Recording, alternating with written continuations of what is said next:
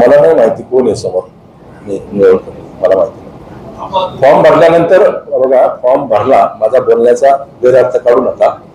Form भरल्यानंतर कोण समोर उमेदवार आहे ते समजेल, म्हणजे मला आता माहिती नाही कोण समोर आहे। नाही, ह्याच्यामध्ये म्हणजे त्यांचा हे वक्तव्य बालिशपणाचं आहे। मतदारसंघामधला जर मतदाराला जर तुम्ही ओळखत नसाल तर ह्याच्यापेक्षा मोठी शोकांतिका कुठली असू शकते?